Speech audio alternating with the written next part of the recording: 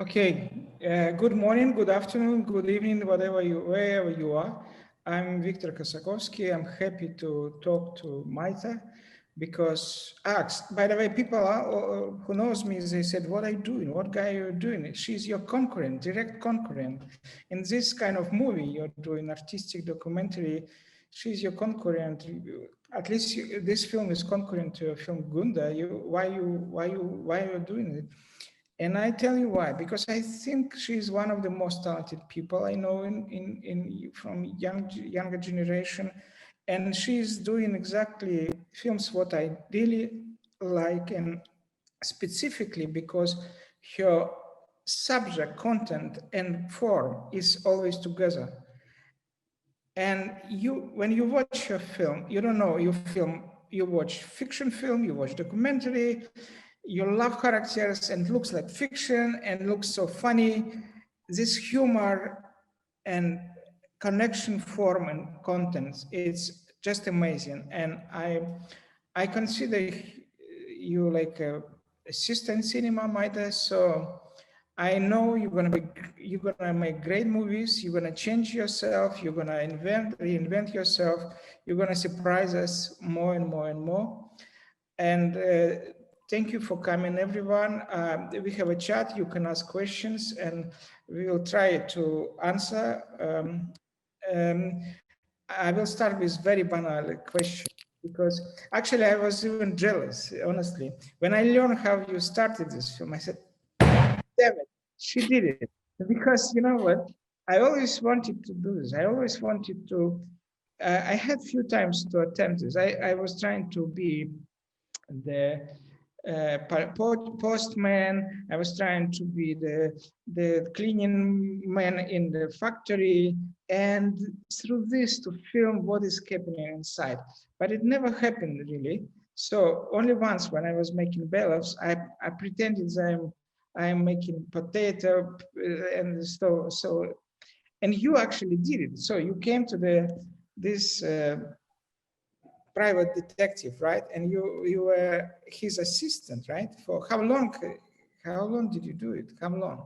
Like, well, first of all, Victor, thank you for that introduction. Like, I learned about how to make documentaries seeing your films. So I'm a big admirer in all my career of your films. It's an honor. It's an honor for me to be here. No, yeah. Anyway, I continue. Thank you. Yeah, how we started? Yeah, exactly. I thought that I wanted to make a film about a private detective, and only one. I make a lot of interviews, and only one, Romulo, allows me to work as his assistant.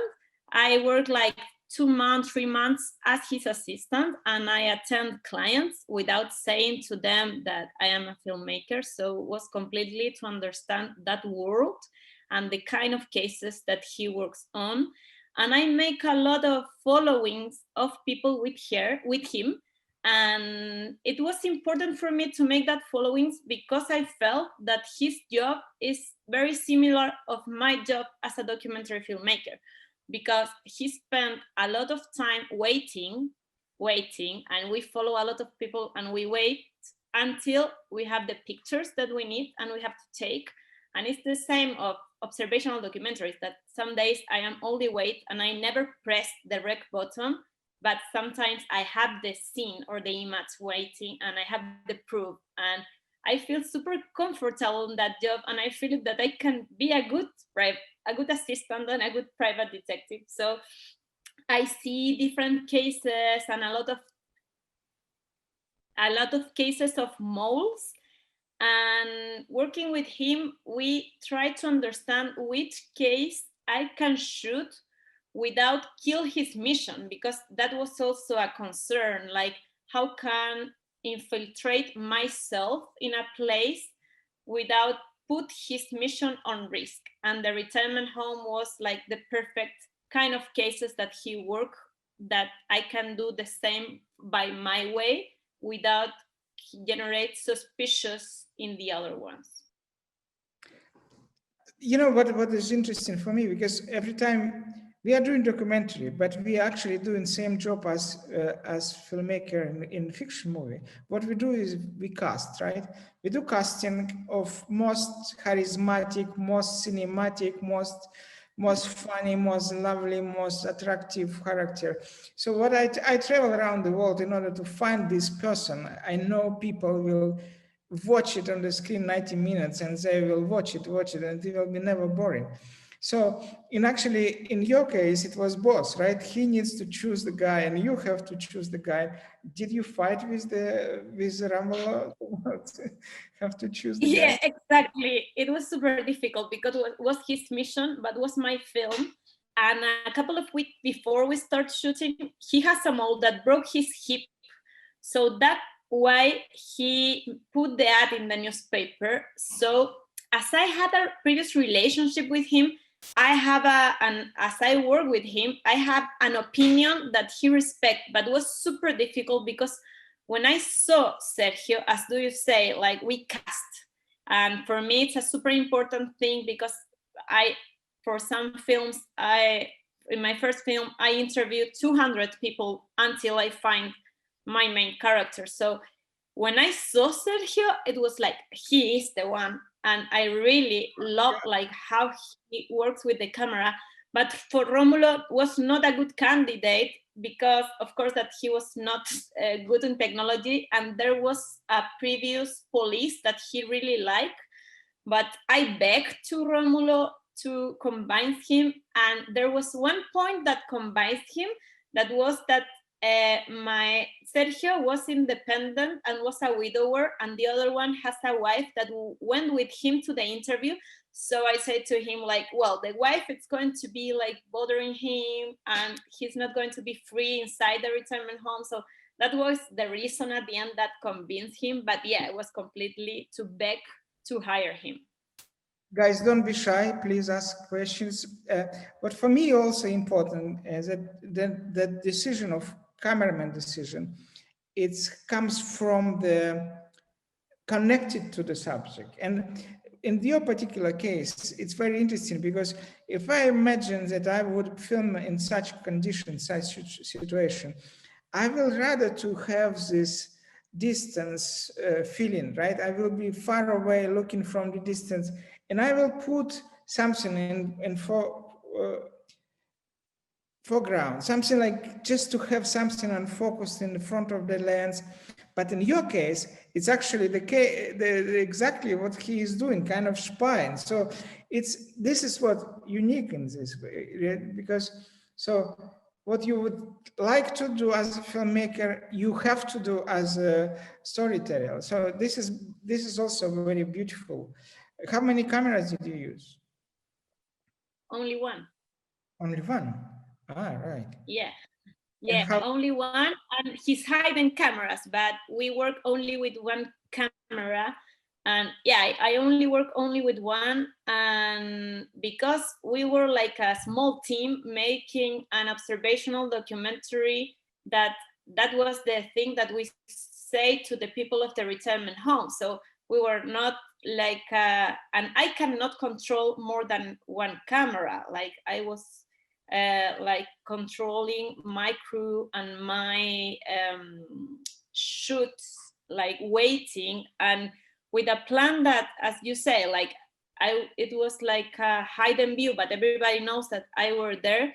But at the same time, my reference was film noir reference. So it was a challenge to see how can I put my reference in a place that usually do not have that kind of way to shoot it, like in a retirement home. Like, for example, we use a 18 millimeters lens that was usually used on film noir, but it's a lens that it's super difficult for documentaries because it's really big and you have open frames that it's super difficult to cut these kind of frames because are not close-ups. So that's challenging of film noir. We try to understand how to do it in this place that it was completely the opposite of that. What I like also is that the kind of, let's say, extra element, Ramola, this Romulo, character, yeah. Ramola, he is kind of pushing drama, pushing rhythm, right? So he is kind of, hey guy, you forgot to do your job. You kind of, and it's also connected to you when you kind of, when you give breeze, when you have flowers, when you have some romantic relationship, and then suddenly this guy, you don't forget what is your film about. Don't forget, and this is very interesting, right? This is super great. Yeah, When, exactly. yeah?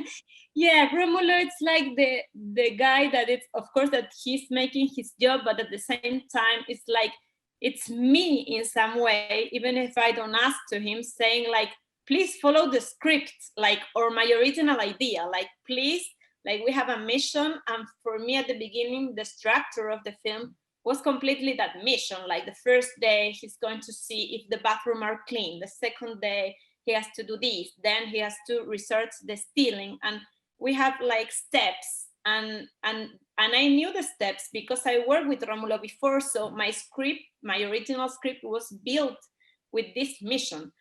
And at the point that Sergio started to quit the mission, and I continue with Romulo in the focus of, okay, we have to, like, my script or the story, it's going to be developed only in the thriller of the mission. Like the client for me was a super important character that I shoot a lot. Like I shoot when she arrives to the office, I shoot when Sergio gives the report in person. Like for me, the client was like an issue in the structure.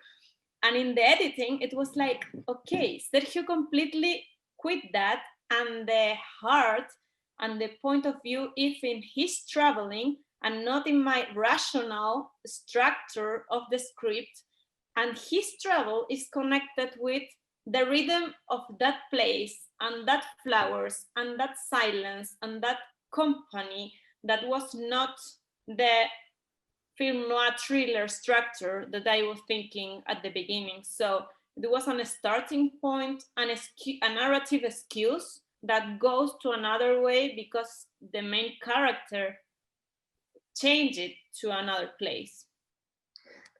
I need to admit, you made me cry. When this beautiful woman appears, and her name is Rubira, right? Rubira? Yeah. I start crying. And you know why I start crying? Not because of her crying. No, of course she was touching and beautiful, beautiful, right?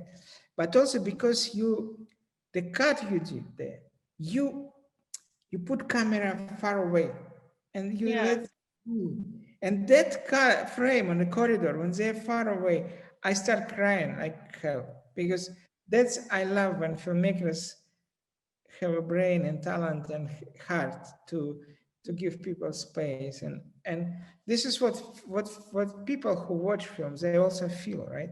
I was crying from happiness from you. I wanted to hug you. That's why. My girl. Oh my God, great. This is so great. Thank you, Victor.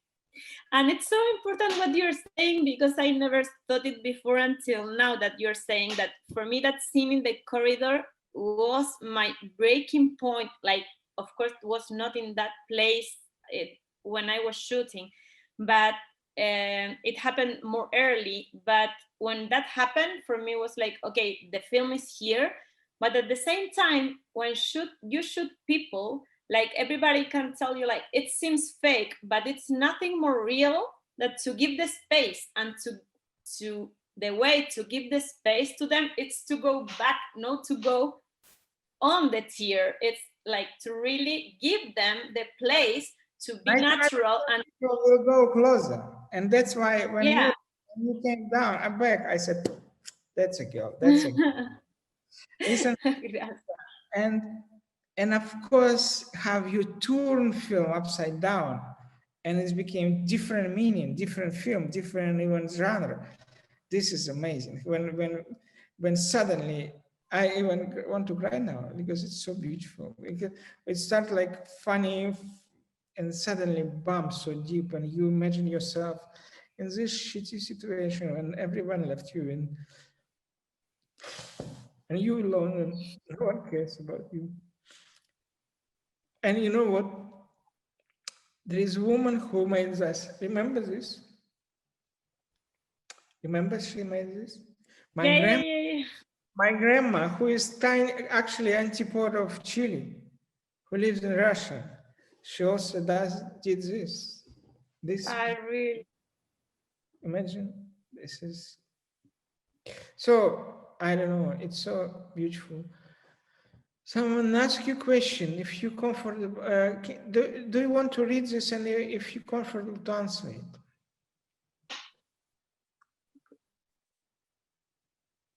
Did you choose in the moment? Okay.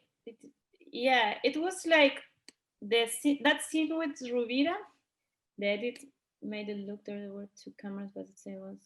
Yeah, I only shoot always when I don't know how to direct two cameras, and it was like I was on the corridor and I see Ruvira and I saw she was there crying and I knew that and Sergio passed and Sergio find her and I knew that if I enter to the scene I'm going to interrupt or I'm going to generate uh, something that was not the relationship that they were building. So they knew that I was shooting, but with the crew quickly we moved back and we shoot it from the distance to respect that moment. But we decided from the beginning like to put far and not on the scene because she was really in trouble in that moment. So she needs that break and she needs that moment with a friend. So it was like a way to respect that in some point. And there is also a question about Sergio, but I guess we started with this. Um, I also like this moment in the beginning very much. It also was so touching and also says a lot about dignity. I just, especially for Russian person as to see this in the beginning when the daughter of Sergio came to detective and she started crying. That moment was so beautiful, right? It's just, it's also, and the questions she asked was so beautiful as well, right? So we, in Soviet Union and in Russia, we don't have this, we don't have all of this. It's just so amazing, tenderness and also dignity. Like when you, I don't know, beautiful, beautiful. I really happy for you. I really happy for you. Choose a few Thank there. you. Any other Probably, question? yeah, only to say of that scene of the daughter, for me are two important things as do you say, like you really it's so honest her concern, because if you say that your father it's going to be like 3 months in a detective work, it's like she was honest and her concern, and at the same time she was crying at that point because she was assuming that his father it's going to be a new life, and she has just lost her mom, so for her was a way to lost again her mom in that scene. It's like he's trying to start again in this age that you think that you cannot start again. So his way of live the pain, it was like to live a new experience, and that new experience she knows that was good for her father, but at the same time was painful because was a way to forget or trying to change. Yeah. As I said in the beginning, this beginning of playful and music and like detective and all this, and then film turn upside down and you finish so brilliant without any moral, without any. It's so, and the last shot I love because normally you will just make something pathetic there with grandiose cellos and just to make kind of philosophical, and you just was easy. You let them go. That girls with chamomile, who's te quiero mucho. Un poquito no. Yeah. And she's on the balcony, right? And the two ladies are saying bye to him. So simple, so correct, so easy, so beautiful. Wow. Yeah, I'm really, really happy for you, kid. It's, Gracias. It was difficult the decision of the end, like which is the end of the shot, because I thought it was necessary, if it was necessary to shoot him on the shopping mall again, or to show how was he living after. That was a constantly question, but yeah, he was living that life, and was the best summary of everything, that shot. Yeah. yeah, it's so beautiful, right? Can you check again if you see any questions you like to answer? I don't see questions. I love this. Yeah. Sergio was so brilliant, Nicolas. Sergio was so brilliant in the film. Did you know he was the one when you first met him? What was him about him? Yeah, I think that I already answered that about Sergio. And the other one, yeah, I already answered it. Producer of your first movie. Is that one? That one? Is it the Nicholas who was producing your movies before? No. Nicolas? No. No, it's another one. No. Okay, we are very close to finish, my dear. Can you do us the last speech? We give you like 3-4 minutes. Just what you tell us something. Yeah, maybe I can, like, yes, we don't have questions. Maybe I can take the usual questions that it's the first question that the audience in festivals make, that it's like how we enter to that place, or how I was able to shoot. And it was like, this film for us, it was a super risky film until the end of the shootings, because we really never know if we were going to have a film to deliver. Because the first day that Sergio arrives, he wanted to go home, like he really don't want to stay. Then he started with a lot of, he and 2 weeks ago he makes an interview for a newspaper here, and he told, like, he's super funny to tell, it's like, he arrives, he made the training, and he entered to the retirement home, and the owner told to him, like, you are going to become one of them. And when he heard that, he said that he started to be crazy, because he's like, I don't want to be with dementia in 3 months, or I don't want to be like her. And she started calling her daughter, like, please, I want to go back. He started calling Romulo saying, I want to quit. And it was like, and we have to act that we don't know each other from before, so we cannot do anything in that moment. So the daughter came, Romulo came, and we cannot shoot that because it was the first day that they enter. So and then combines them, and it was nice how he also start with a prejudge of people that were there, that it's the same prejudge that I have with Alzheimer people, like, and when he gives time to them and he listens to them, like, that people appear and the identities appear, and you can connect with people that you think that you don't have nothing in common, giving time, and his prejudge changed.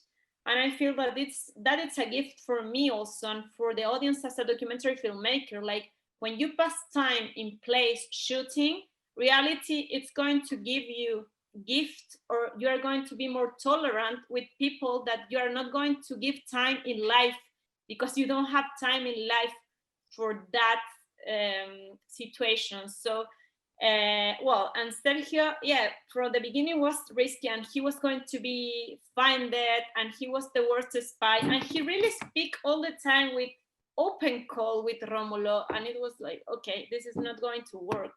We have one good one. We have a good question. We have a good one. Good for the end. Did you screen the film in that place, and what did they say? Yeah, that's what I want to say. Like, and my big concern was like, we entered to that place with the producer, and we went and we said, like, we want to make a film about a retirement home and everything that's happened here, without saying to them that we are going to shoot a mall. So through the training, we enter before Sergio arrives, and we started to shoot it 2 weeks before, so the people get used to us, and they allows us to shoot everything, but they didn't know that was a mall. And I feel good with that, because I thought that was a bad place, because we were researching a crime or something bad. But when I started to feeling that it's a really good place, I feel really guilt to don't say to them at the beginning that I have a mole. So the main question was this one: well, in which point we are going to tell the truth to the owners? And I decided to tell the truth when the film was finished, because I can show it to them and they can feel comfortable looking to the image. So we invite them to a screening, to the directors and owners, and we say to them, okay, we make a big little lie. The film was about a mole that was Sergio, and they say, Sergio, a mole? Like, they really never suspect, and I really don't understand how they never suspect. So they see the film and they cry and they love it, and they feel that the film really represents them. So they are really committed with the film. And the sadness point is, like, we were going to make a premiere inside the retirement home for the residents, but the pandemic arrives and we cannot enter because they are locked down since then. So we are waiting for that moment, and only the owners and the people that works there see the film, but not yet the residents. Of course, Sergio and Romulo, but not the people like Rubira and Marta and all the residents of the place, that now are super good friends of Sergio. Like, she calls them all the time. She wants to visit them. Yeah. So they didn't kill you? No, they love. Yeah, that's good. I can continue living without that pain in my stomach. Yeah. Okay, guys, we have to finish. Thank you for your participation. And there are a few more questions, but I guess we have to finish. Maite, I wish you good luck. I know you are great. I know you're going to be better. I wish you to change style. I wish you to find something else and surprise us even more. Beautiful, beautiful, beautiful, beautiful filmmaker. Ciao, Bonita. Ciao, ciao. Thank you, Victor, for everything.